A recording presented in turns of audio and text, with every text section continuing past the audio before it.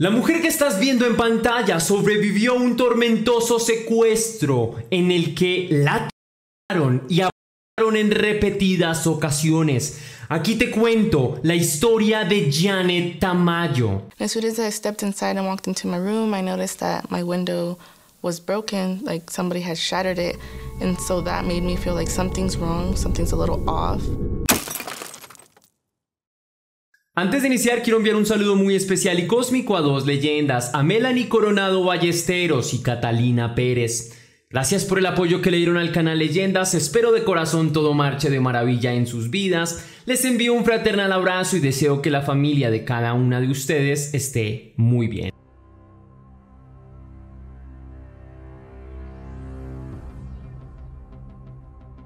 Lo que estás por escuchar sucedió hace varios años. Ocurrió un 8 de julio del 2003 cuando un cajero de la reconocida pizzería Little Caesar en la ciudad de San José, California, recibió una de las más inusuales llamadas en su carrera. Del otro lado de la línea hablaba una niña con una voz quebradiza que al parecer contenía sus lágrimas mientras iba deletreando cada letra de la dirección en la que se encontraba. Pocos podrían imaginar que aquella voz correspondía en realidad a una niña desaparecida. La pequeña había sido secuestrada y era su raptor quien hizo que ella realizara la llamada. Y después de varios días de cautiverio, este era su primer contacto con el mundo exterior. Él bajó las escaleras, volvió arriba con una caja de pizza y se quedó de pie mirándome fijamente. Sin decir nada me entregó un volante. En el volante había una fotografía mía y encima de ella decía desaparecida. Poco después se dio la vuelta y dijo: tengo que deshacerme de ti esta noche. Janet Tamayo, a su corta edad de 9 años, fue secuestrada, agredida y retenida. La niña fue raptada de su propia casa en el momento en que llegaba de su escuela. La policía logró rápidamente obtener unas imágenes de una cámara de seguridad cercana. Sin embargo, las tomas captadas se descartaron rápidamente debido a la baja calidad de la grabación. Así que la policía no tenía pistas sobre la desaparición de Janet Tamayo. Pasan varios días más sin recibir actualizaciones del caso. Ni siquiera se emitió la alerta Amber en todo el estado para dar con el paradero de la niña Janet. Sabía que debía hacer algo por su propia cuenta si quería sobrevivir.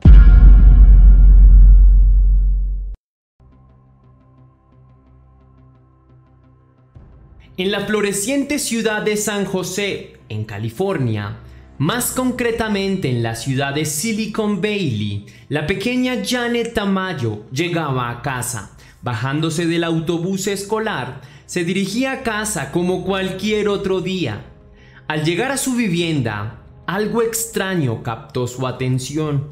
La puerta de su hogar estaba ligeramente entreabierta, pero intentó no prestarle mayor atención. Pensó que su madre había llegado temprano del trabajo y sin dudar demasiado, ingresó a la casa.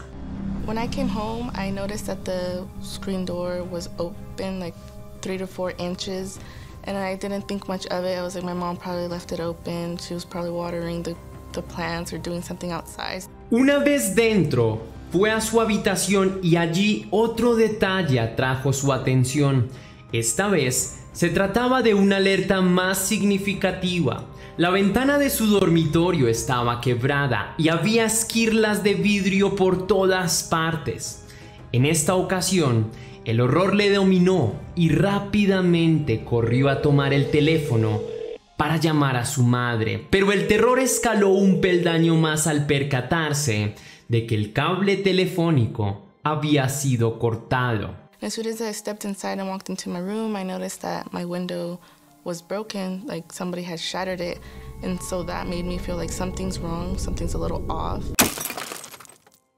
Mientras la niña procesaba lo que estaba sucediendo, alguien tocó a la puerta.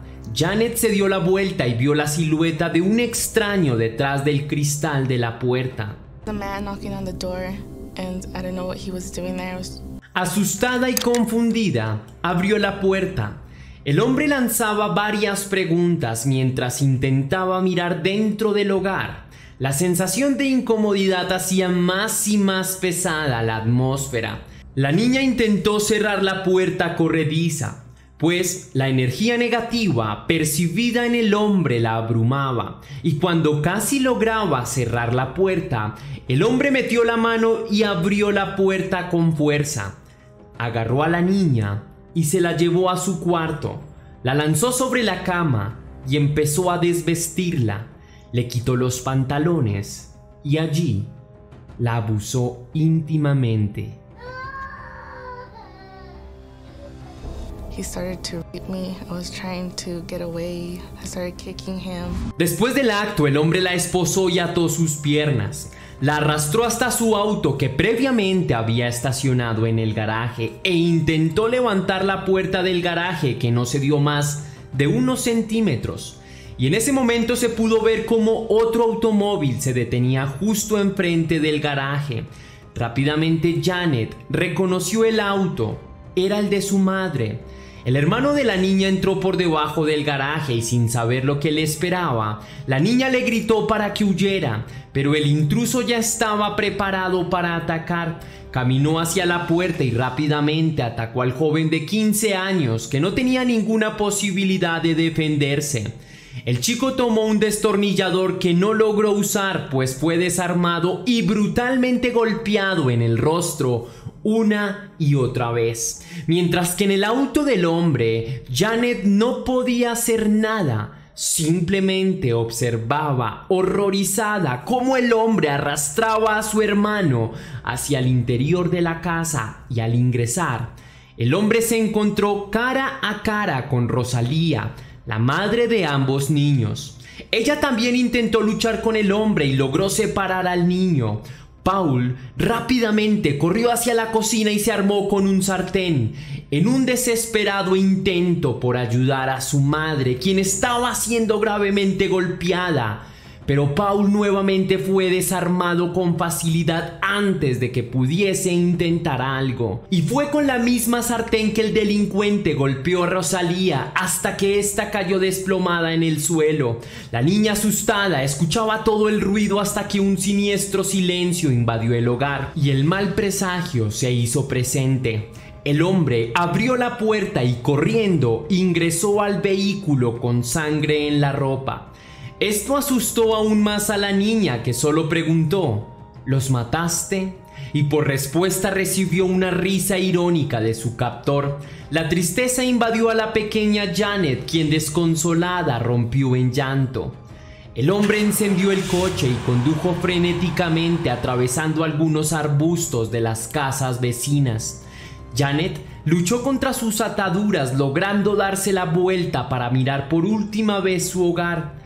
Y fue antes de doblar la esquina para desaparecer que sintió una inmensa sensación de alivio, pues logró tener un leve contacto visual con su madre, que estaba corriendo detrás del auto con el rostro ensangrentado y gravemente herido, pero estaba viva, y detrás de ella cojeaba a su hermano Paul, quien pedía ayuda a los transeúntes de la zona. Tan pronto como el auto desapareció del vecindario, Janet empezó a gritar a los otros conductores que pasaban y, embistiendo la puerta, intentaba llamar la atención. Pero su secuestrador reaccionó violentamente, agarró el destornillador de antes y atacó a la niña con crueldad. Después de 2 ataques, la niña se movió fuera del alcance del hombre. Se recostó tras la silla del conductor y, mirando el techo, pensó que no lograría sobrevivir. Mientras tanto, en el hogar de Janet, la policía ya había llegado y su madre se rehusaba a subir a la ambulancia. Ella intentaba explicar lo sucedido con la mayor cantidad de detalles al detective y los demás oficiales, pero su estado de salud se deterioraba con cada minuto que pasaba y su estado de nerviosismo no ayudaba mucho. Entonces, después de asegurar a Paul, la obligaron a subirse a una camilla en contra de su voluntad. Ambos fueron atendidos en el hospital más cercano. Sin más ayuda de los únicos testigos, la policía tenía poca información con la que empezar su investigación. Sabían que la niña había sido secuestrada por un hombre que irrumpió el hogar, cortó los cables de comunicación y los atacó antes de huir con Janet.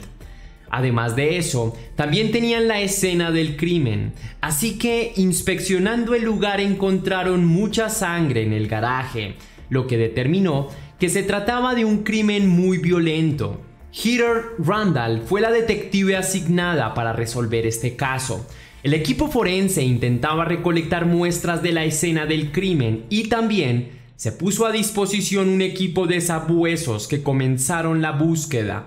Pero lastimosamente esto no tuvo ningún resultado contundente, ya que ni Janet ni el atacante resultaron heridos en el ataque. No había rastro que les permitiera perseguir al hombre. En la escena encontraron una cámara de seguridad en la entrada de uno de los vecinos, lo que les permitió establecer una línea de tiempo de los acontecimientos. 30 minutos antes de que Janet llegara, el agresor rompió la ventana del cuarto de Janet, robó cosas de la casa y más tarde volvió con su auto para esperar que la niña llegara a casa. Cuando la vio, la siguió y golpeó la puerta de la casa y luego agredió a la niña en su propio dormitorio durante casi 30 minutos. Y después de eso fue que llegó el auto de Rosalía con su otro hijo Paul. En la última parte de la grabación se puede ver cómo Paul y Rosalía piden ayuda a gritos. Pero la detective Randall estaba anonadada en un momento en particular, cuando el auto del atacante se encontraba justo enfrente de la cámara, ya que en California es obligatorio tener un nombre, un número de placa o un número telefónico vinculado al perpetrador para poder emitir la alerta Amber en todo el estado. Sin embargo, aunque las pistas estuvieran en sus manos, la definición de la cámara no era suficiente para identificar el número de placa. Pero antes de recurrir a Paul y Rosalía, intentó alertar a los medios aún sin tener una alerta Amber, con la esperanza de que la población se movilizara y se corriera el voz a voz ante la desaparición. El departamento de policía puso a disposición de la búsqueda aérea helicópteros de servicio dotados de altoparlantes con los que se hacía eco el nombre de la niña. Y en medios de comunicación la policía estuvo presente en varias conferencias para asegurarse de que el nombre de Janet quedase cincelado en la memoria de todos los ciudadanos de San José. Los volantes inundaron la ciudad. La misión era que la gente lograra identificar a la chica desaparecida. Regresando a la niña en el camino, Janet iba diseñando un mapa mental de cada giro que el auto daba. Su esperanza la enfocó en recordar cómo poder regresar ante su inminente escape. Después de un viaje corto, finalmente el auto se detuvo.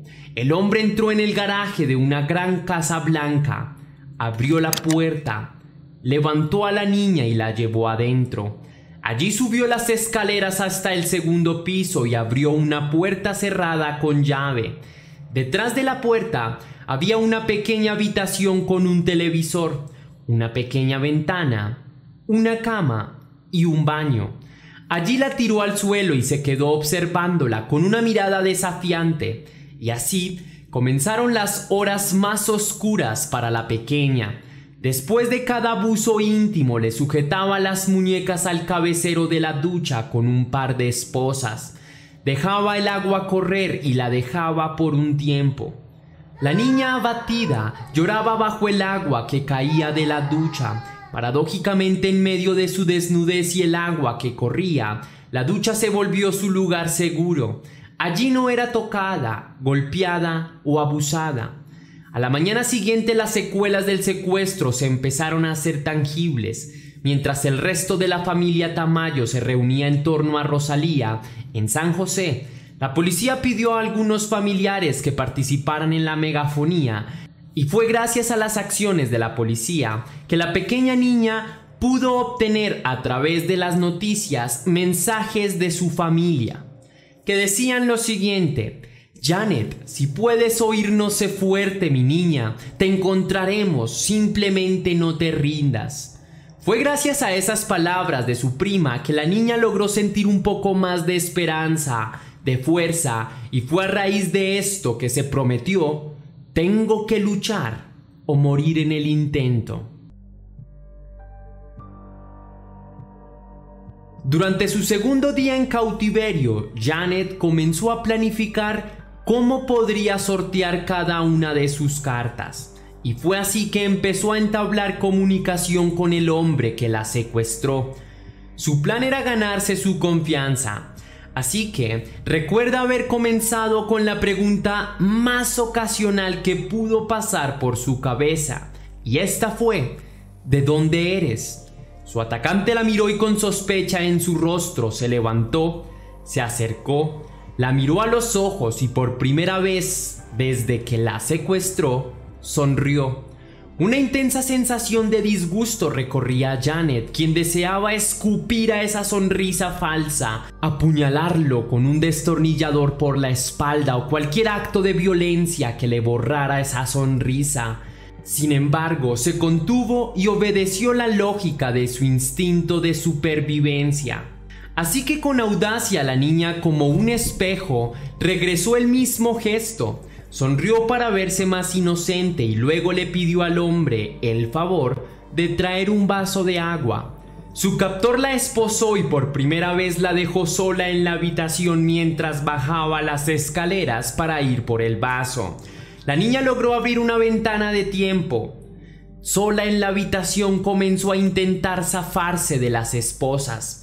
Había notado que la cerradura no requería llaves, eran cerraduras mecánicas. Al tocarlas, se podía sentir un pestillo y una especie de botón. Era evidente que con presionar el botón y mover el pestillo, éstas cederían. Ahora, en libertad, solo poseía un minuto para pensar en algo útil que sirviera para salir de ahí o para encaminar a la policía para dar con el culpable. Era su única apuesta, lo daría todo o perdería la vida, pero algo que resultó vital para este caso fueron aquellas memorias de lo que veía en programas como CSI, Ley y El Orden. Eso le ayudó a buscar pistas, así que sagazmente agarró un reloj que el hombre había dejado en la habitación. Luego corrió a otro lado de la habitación y tomó algunos juguetes que habían dejado para que ella jugara. Agarró una tortuga de arcilla y finalmente corrió a coger su ropa interior.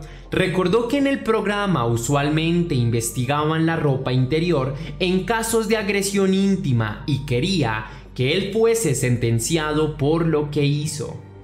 Pero muy pronto su investigación se vio interrumpida por las pisadas del hombre subiendo las escaleras.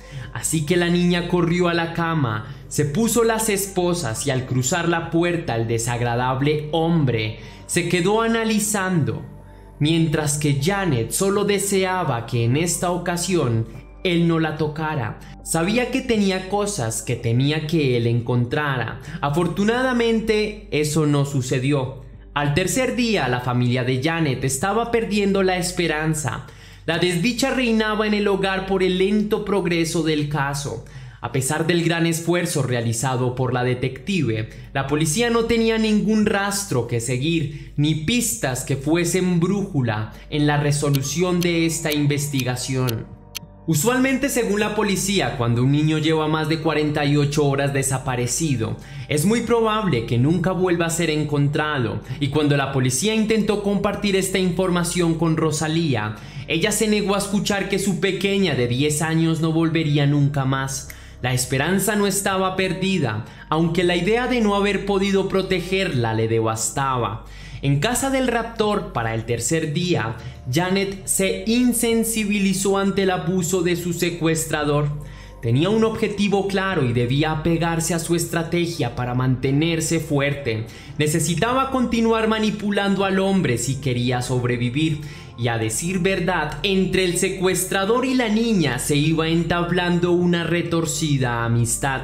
Ahora él preguntaba a Janet si tenía hambre, si tenía sed e intentaba cubrir cada una de sus necesidades.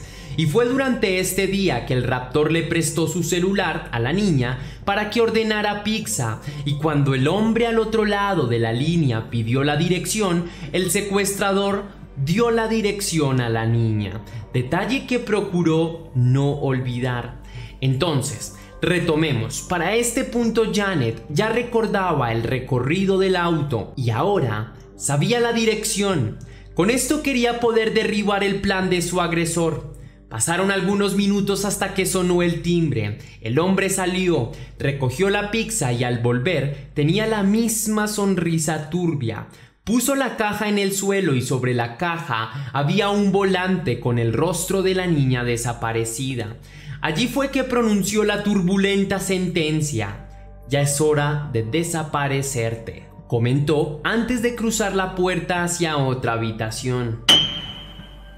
Rápidamente la niña comenzó a tomar todas las pruebas para meterlas dentro de la caja de pizza. Las escondió bajo la cama. Para cuando el hombre regresó, agarró una almohada y la empezó a asfixiar. Sin aire, la niña trató de empujar su rostro hacia un costado para recibir un poco de oxígeno. Sin embargo, el hombre le ganaba en fuerza.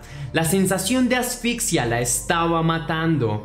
Y fue en un último despliegue de adrenalina que la niña logró deslizar exitosamente su rostro hacia un lado y de esta manera poder tomar una bocanada de aire. Después de este tensionante momento, el hombre retiró la almohada y, como si nada hubiese sucedido, le preguntó: ¿quieres ducharte?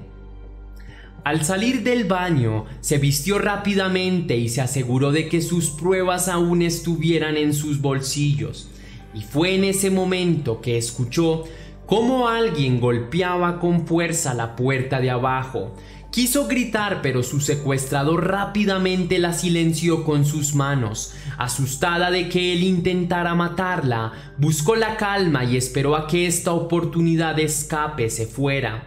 No quería dañar la confianza del hombre, y cuando todo quedó en silencio, el hombre llevó a la niña al garaje, la subió al auto, la esposó y comenzó a conducir un largo camino. La pequeña no podía dejar de llorar. A mitad del camino se detuvo para encontrar la calma e intentó entender lo que estaba pasando. Internalizó su llanto y se dio aliento diciéndose a sí misma: hice lo mejor que pude. Ahora se preparaba para morir, pero aún tenía un poco de esperanza. Desde el asiento trasero la niña intentaba memorizar nuevamente el camino, pero esta vez fueron más de 30 minutos de viaje que complicaron el recuerdo de la niña. Después de un rato, el automóvil se acercó a un estacionamiento con luces de neón de una licorera en medio de la carretera. Allí se detuvo, la agarró del cabello. La niña confundida preguntó: ¿dónde estamos? A lo que el hombre le contestó: te dejo ir. La apretó más fuerte del cabello y lanzó una última advertencia: si alguna vez dices a alguien lo que te hice, quién soy o un pequeño detalle sobre mí, volveré por ti, mataré a tu familia y a ti también. Cuando el hombre siguió su camino, la pequeña corrió hacia la licorera y con una extraña sensación de triunfo, no podía dejar de creer que lo había logrado, que se había ganado su confianza. Sus pensamientos y sus emociones inundaron su cabeza, y sin darse cuenta había llegado al cajero, quien rápidamente le preguntó si estaba bien.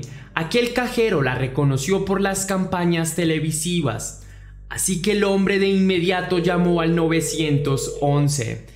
La niña estaba en estado de pánico y no podía hacer la llamada. Una vez que la policía se enteró que la niña había sido localizada en East Palo Alto, no dudaron en ir a buscarla. La detective Russell estaba sorprendida y emocionada de por fin poder ver a la niña con sus propios ojos.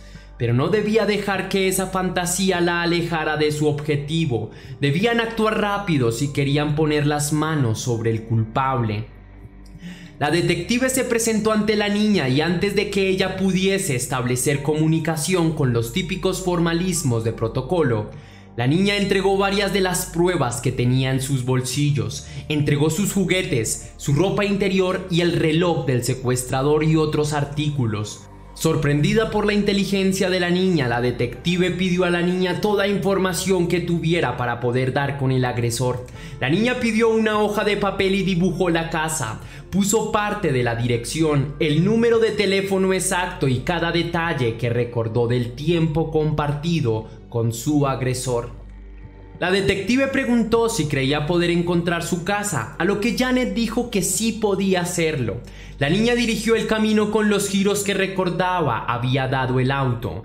Mientras la policía regresaba a San José, otras unidades llamaban a todas las pizzerías del área para ver si podían relacionar el número de teléfono con una dirección completa. Pero antes de que se dieran cuenta, ya estaban cerca del lugar. Janet estaba emocionada en la parte trasera de la patrulla. Se sentía valiente y empoderada cuando se pudo levantar para gritar: ¡allí es! ¡Allí es! Unos minutos más tarde, la detective recibió la confirmación de la dirección a través de la información de la pizzería, así que ordenó a un escuadrón táctico allanar la casa. El equipo SWAT ingresó y lograron dar con el sospechoso, David Montiel Cruz, quien se escondía en el ático. Intentó evadir su captura y amenazó a los oficiales dentro de la casa para que soltaran a los perros. Así que lo soltaron y el hombre sufrió múltiples heridas en los brazos, fue capturado y escoltado fuera de la vivienda. En el interior de la casa, la detective encontró también las pistas escondidas en la caja de pizza. La policía dijo no saber mucho sobre los antecedentes del sospechoso. El fiscal presentó 9 cargos por delitos graves contra Álvarez, incluidos robo, agresión íntima, actos lascivos por la fuerza y agresión y secuestro. Después del arresto, informaron a Rosalía y los servicios de emergencia se llevaron a Janet para darle atención lo antes posible. Después de todo, la niña había sido apuñalada con un destornillador y ninguna de sus heridas había sido tratada. Así que Rosalía y Paul lo siguieron y pudieron reunirse por fin como familia cuando ella se estabilizó. Los siguientes años no fueron fáciles. Por un tiempo, Janet lidió sola con el trauma y sus cicatrices emocionales. Dejó de salir de casa y ahora era presa de un miedo paralizante a los hombres y el mundo exterior. Pero fue a sus 15 años, después de 6 largos años de terapia, que algo en sí misma hizo clic. Logró dominar sus miedos y empezó a vivir con intensidad. Ahora la historia la recuerda como la valiente niña que puso fin a la locura de David Montiel Cruz, logrando así salvar a otras niñas y mujeres. Hoy en día Janet siguió los pasos de la detective que tomó su caso e hizo su carrera en la policía. Su objetivo es volverse detective y poder ayudar a la comunidad de la misma forma en que Heather Randall la ayudó a ella. Además de eso, también se convirtió en una voz de los desaparecidos y las víctimas de la violencia. Hasta aquí llega el video de hoy, leyenda. Recuerda que somos Misterio y que tú y yo nos vemos en un próximo caso.